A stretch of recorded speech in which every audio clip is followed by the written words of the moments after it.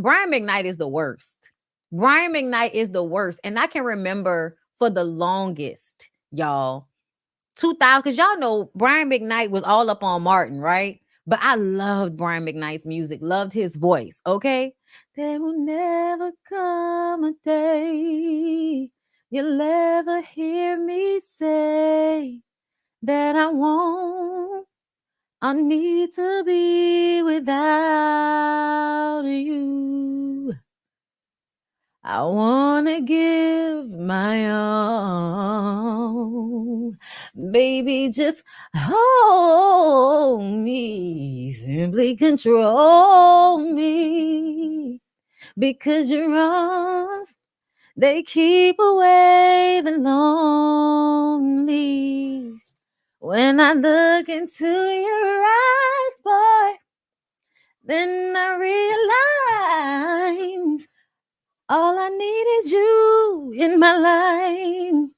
All I need is you in my life. 'Cause I never felt this way about loving. Listen, my shit. Babe, I'm gonna call you when I'm done. Okay. Brian McKnight. Sorry, I had to do it, y'all. There's so many songs. Back at One was such a great album. And I used to be so mad that Brian never got a Grammy for Back at One. Back at One was a impeccably good album from beginning to end, y'all. Ugh.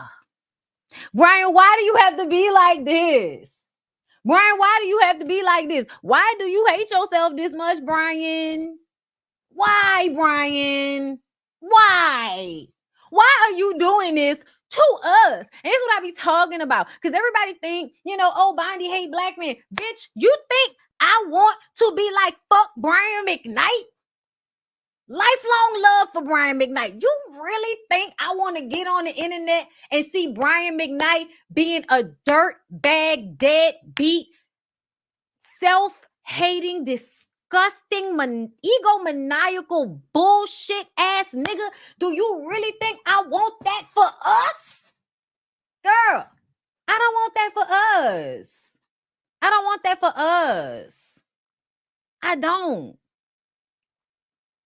I can separate music from a person, but only so much. Only so much. Like, for instance, I only feel good about listening to the R. Kelly records in private because he's in jail. He's in jail. And I want him to stay in jail. I don't want him to get out. I think there's a problem with those of y'all that will like a person's music, and so you exalt them. You exalt them for their music, and you totally ignore how fucked up they are as a person, as an individual. And usually I don't have an issue with that until there is a crossing, right? Where who they are as a person being fucked up seeps into their art, i.e. Chris Brown.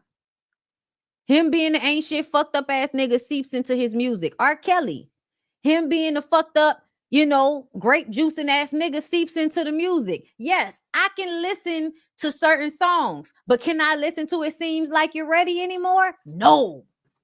Can't listen to it no more. Hate this nigga. Because I can't listen to Seems Like You're Ready anymore, because all I can hear is you saying that you thought you could have sworn the underage girl was ready for you to fuck on her. So no, it'd be hard. It'd be real hard to separate sometimes. It depends on how much you make me dislike you, which is why motherfuckers should stay off social media when they this much of a bad person. Just make music and shut the fuck up. So lastly this week, I want to big up my man right here. See, he gets the ones that keep saying, what about his other children? Some families are pure evil and can blah, blah, blah. Okay, so the kids are evil now, all of them? In order to live a life that you love, you have to get rid of the evil and the negativity, even if that evil and negativity is related. We want everyone to live a life that you love. Our hashtag, that's what it means. Hashtag. So your kids been evil this whole time? Even when you was helping them, even when you had them on the road with you, even when you was taking pictures and smiling and shit, all of them years, them kids been evil? Oh, okay. All of them, all the black kids evil, all three of them.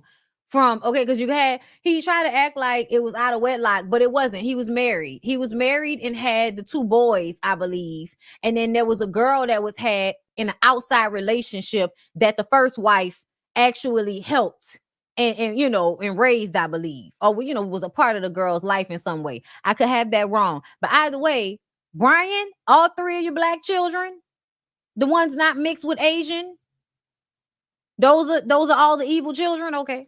I gotta live our life. Is evil blackness? Is that what you equated to? Let us know. Do you look in the mirror and hate yourself? Are you gonna hate a partial percentage of that baby that you just had with the Asian lady? Because it's still half you, nigga.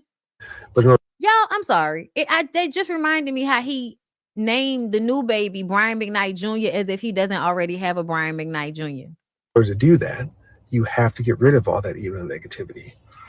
There's so many angry and upset and negative people out there. We want to use our platform as a place of positivity. Is that what you think you're doing? Platform. So hopefully, who knows, next week, maybe I'll only respond to positive comments. How are you going to do that? We'll see you next week. You're the evil one. How are you going to only respond? Oh, Lord have mercy. Okay, let me see. Mcknight was married in 1990 to singer-songwriter and his college sweetheart, Julie Mcknight. They had 2 children together. They divorced in 2003. Mcknight also has a daughter he fathered while married to Julie and a son from a previous relationship. So he got 4 kids all together. And then he just had this new one. In 2014, he began dating Dr. Leilani Malia Mendoza, a pediatric neurophysiologist, and they announced their engagement in May 2017. On December 29th, 2017, Mcknight and Mendoza were married. Mendoza has 2 children from a previous relationship. Mcknight and Mendoza had a son who died in infancy. Oh my God. In December 2022, Mcknight and Mendoza had another son. This is the one I saw, Brian Kanoa McCoy Jr. Mcknight legally changed his name to Brian Kanoa. He changed his name to the name so he could match with the son. Basically, so he could erase the first child. Let's see. Mcknight was raised a Seventh-day Adventist. Religion was important in the Mcknight family, with many generations being Seventh-day Adventists. His grandfather was a pastor of a church. His mother played the piano and sang in a gospel choir in Buffalo's Emmanuel Temple. Being the youngest of 4 boys, Mcknight became a member of an a cappella gospel quartet with his brothers. He also attended Oakwood College, a Seventh-day Adventist university in Huntsville, Alabama from 87 to 89. In his second year, Mcknight got in trouble for violating Oakwood's rules about dormitory visitors for having his girlfriend in his dorm room. They were both expelled. Let me slide up.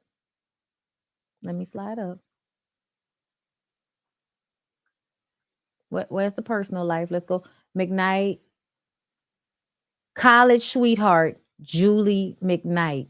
So you and Julie, you and the first wife who you were married to for over a decade, the 2 children you had in wedlock with that lady even accepted an outside baby, from what I understand.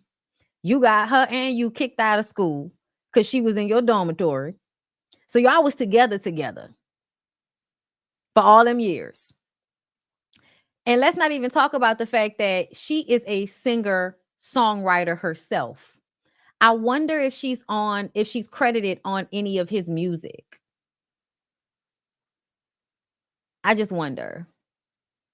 I'm just saying, because his biggest albums came out during the length of their marriage. Brian Mcknight, 92. I Remember You, 95. Anytime, 97. Bethlehem, I'm guessing that was a Christmas album, 98. Back at 199. Superhero, 2001. U-Turn, 2003. But I specifically remember the Anytime and Back at One albums. Do I ever cross your mind? Anytime. But yeah, y'all. It sounds to me he's trying to rewrite history. Because I heard they were trying to basically act like those other children were made in sin. And that's why they're evil or some shit. Girl, I don't know. All I know is you listen. I think that Julie Mcknight was the one that probably helped him write songs and was giving inspiration and all of that. That was some of his best fucking music. He was abusive to her. There were claims of domestic violence during their marriage. Really? I didn't know that. The new wife is trying to secure the bag for her children and said, F them other kids.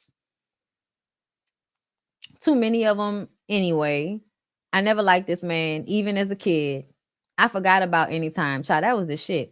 I miss you. This story confusing. What's confusing, boo? What you confused by? Let's just say toxic R&B sells, and he's now catering to his toxic energy to compensate what that he is. I believe you, child. And the fact that one of the sons got cancer and he's online talking trash is whack. Are you serious? I didn't know his son had cancer. That's terrible. The ex-wife Julie is coming out with a but bitch, I can't wait to read it. I cannot wait to read it. I can't wait to read it. Okay. What is it? Connie Morgan. That's what we gonna do, girl. I can't.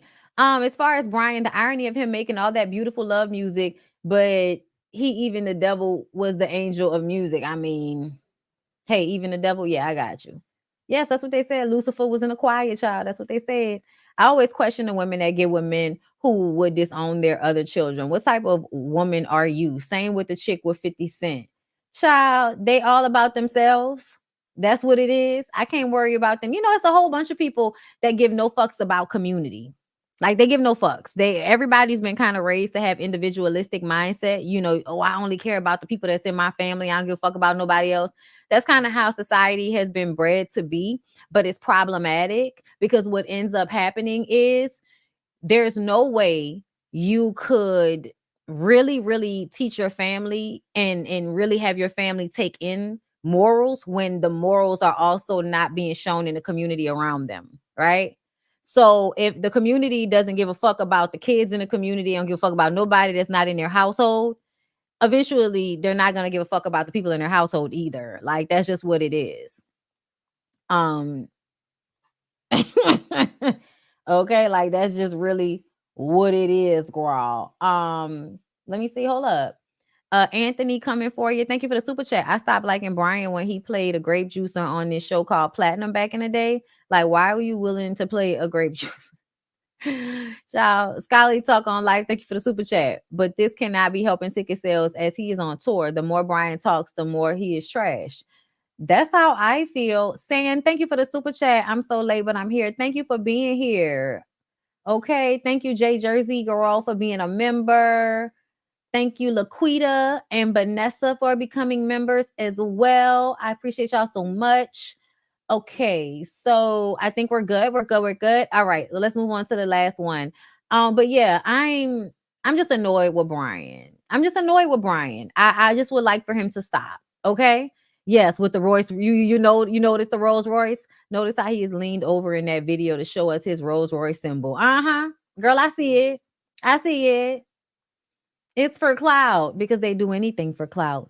I also feel like Brian Mcknight is tapping into the crowd, the crowd that hates black women. Brian Mcknight taps into that crowd because we all know that this is an extension of him hating black women, right? Right? You're gonna hate the kids that came from black women, right? Right? I thought he was, one of us. Listen, don't put it past them. When people become super righteous Christians, it feels like they denounce their blackness. It's not even that, not even just that. It's that. But it's not even just that, girl. When they become super righteous Christian, it also makes you feel like, what are you trying to release shame and guilt from? Because whenever people dive deeply into religion like that, it's because there's some shame or guilt that they're trying to absolve. And they feel like, being some devout Christian that goes around, pushing that on everybody else is going to save them from their shame and their guilt, but that's cap. So, Nice try, girl. Yeah, Brian's disgusting. Let's move on to another disgusting male.